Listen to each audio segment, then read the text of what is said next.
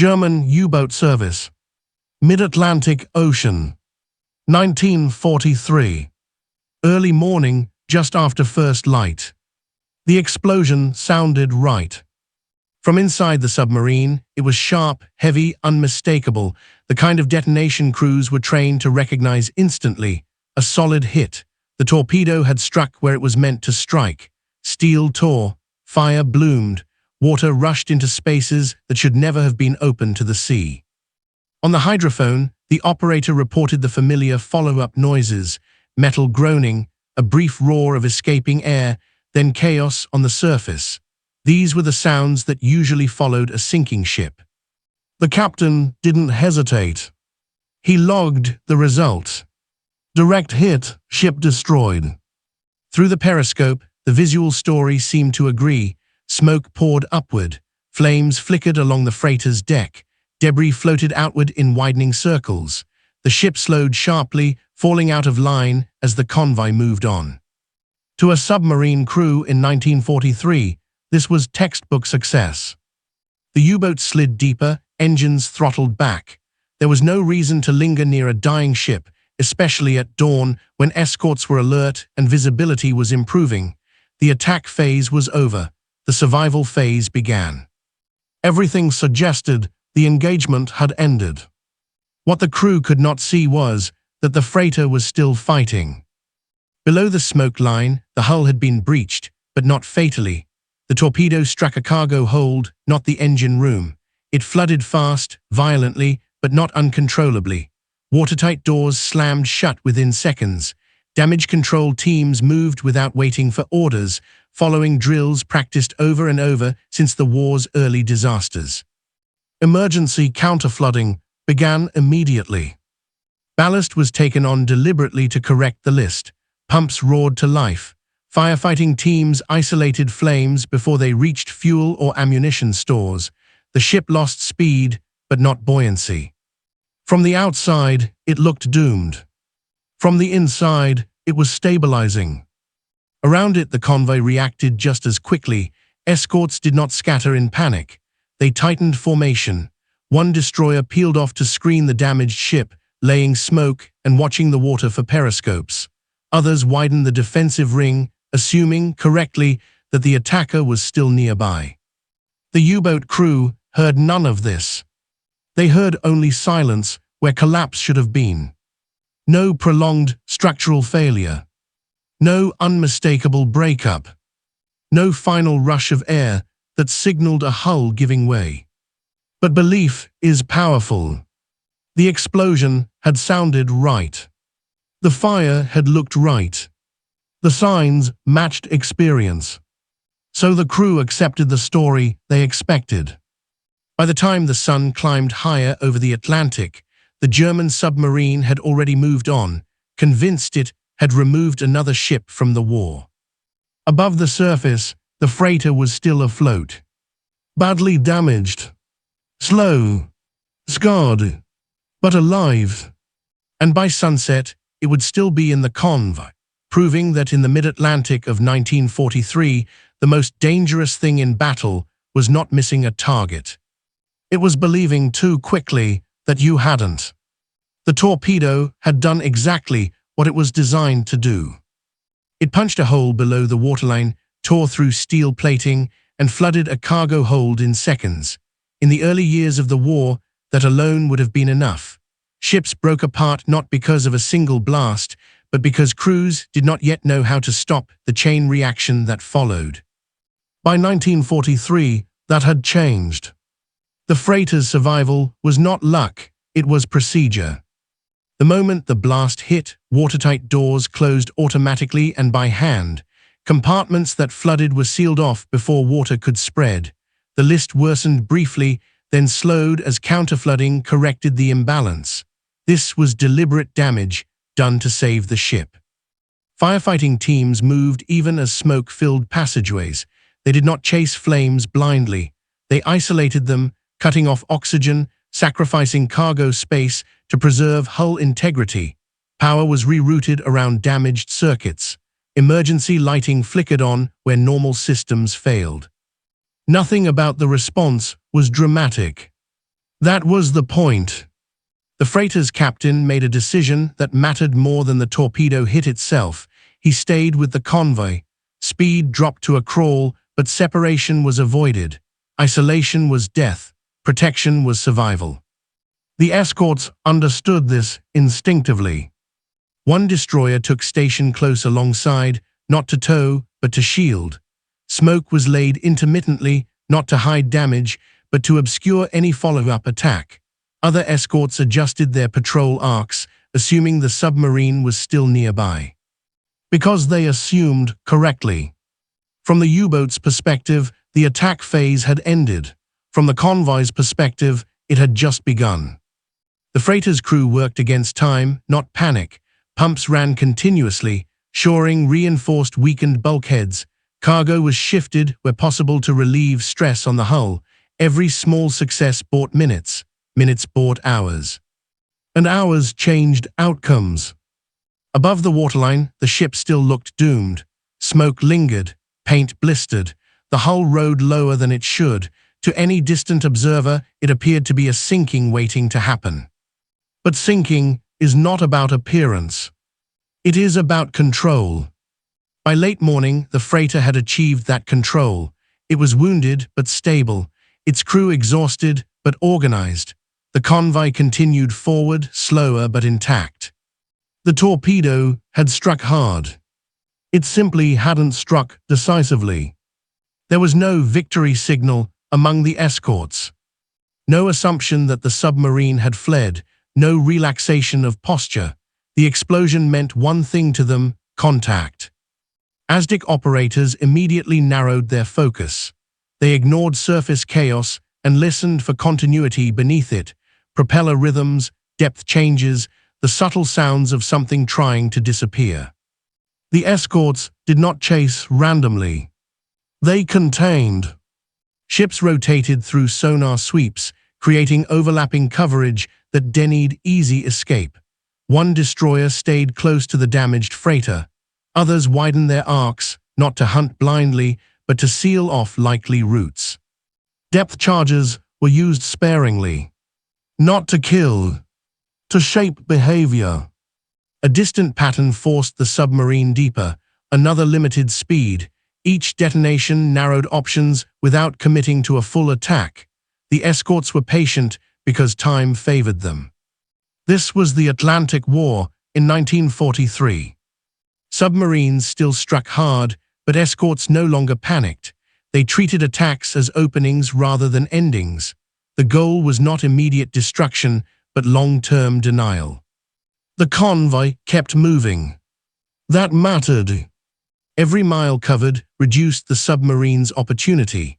Every hour under escort pressure drained batteries and air. The freighter's survival was not just a moral victory, it was a tactical one. Below the surface, the U-boat commander heard depth charges echo faintly, not close enough to damage, but close enough to warn. He ordered quiet running, convinced the danger would pass. It did not. The escorts were not reacting anymore. They were managing. As the afternoon stretched on, the submarine's world grew smaller. Batteries drained slowly, air thickened, condensation dripped from steel surfaces. Men whispered, acutely aware that even small sounds mattered. The commander waited for the escorts to drift away. They didn't. ASDIC contact came and went, never continuous, but never absent. Each ping denied rest. Each distant explosion reminded the crew that the enemy was still nearby and patient. This was not an attack. It was containment. The submarine was alive, but constrained. Surfacing was impossible. Speed was limited. Every decision traded one resource for another. By mid-afternoon, the truth began to settle. The torpedo hit had achieved nothing lasting. The freighter was not sinking, the convoy had not broken, the escorts had not dispersed. Instead of chaos above, there was discipline. Instead of opportunity, there was pressure. The U-boat was now the one enduring. Time, once the submarine's ally, had turned against it. By early afternoon, the freighter should have been gone. In earlier phases of the Atlantic War, ships hit at dawn rarely survived past midday. Flooding spread unchecked. Crews abandoned ship. Escorts marked the position and pressed on. This one didn't. Inside the hull, damage control work shifted from emergency to endurance. Pumps were reconfigured to run continuously. Temporary bulkheads were reinforced with whatever material was available. Counterflooding was adjusted in small increments to keep the ship level as conditions changed. The captain resisted every instinct to abandon formation. Speed was reduced to the minimum that still allowed steering. Engines were handled gently, not for performance, but to avoid worsening internal damage. The goal was no longer recovery, it was persistence. From the outside, the ship still looked doomed. Its bow rode low, smoke clung stubbornly to the deck, paint peeled where fire had scorched steel. To any distant observer, it resembled a sinking ship simply delaying the inevitable. But inevitability had been postponed. The convoy adapted around it. Escorts adjusted spacing to keep the damaged freighter within overlapping protection. No ship broke away.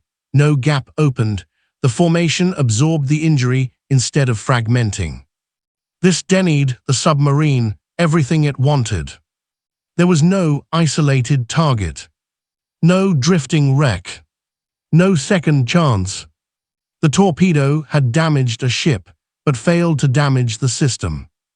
By mid-afternoon, the freighter was no longer deteriorating. It was holding. That distinction mattered more than appearances. As long as it stayed afloat, the convoy's mission remained intact. The U-boat crew had already moved on.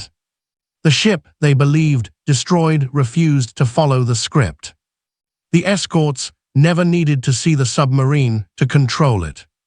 They assumed it was nearby and acted accordingly. Aztec sweeps rotated methodically. No ship chased blindly. Each movement was calculated to deny space rather than seek glory.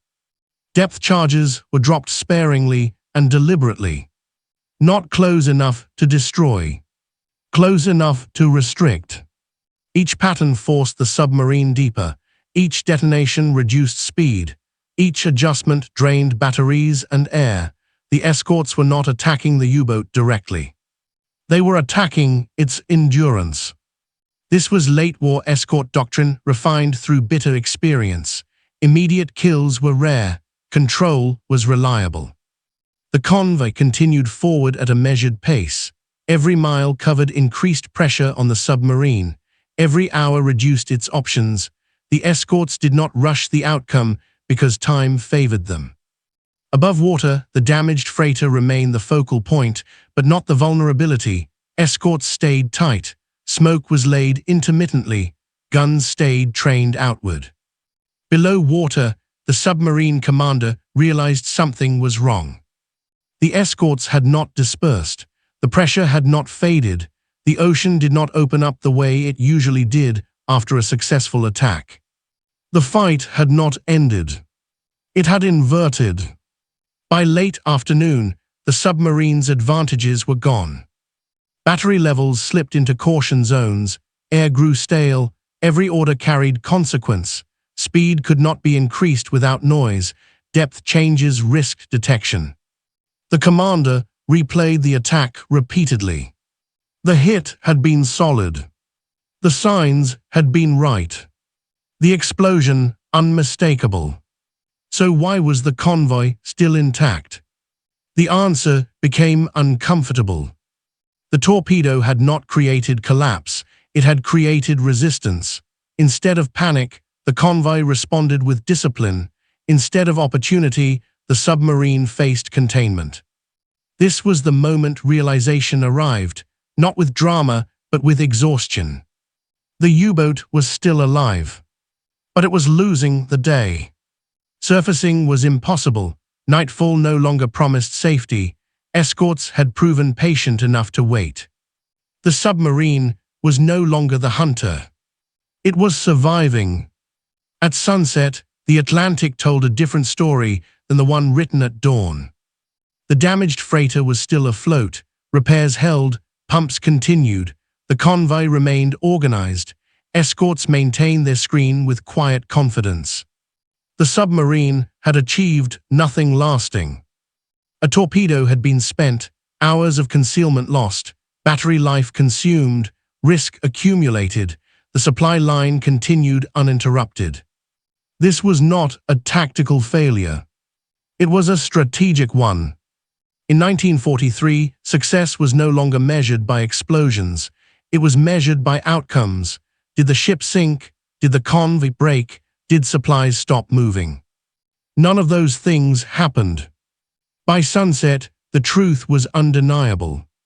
The explosion had deceived. The signs had misled.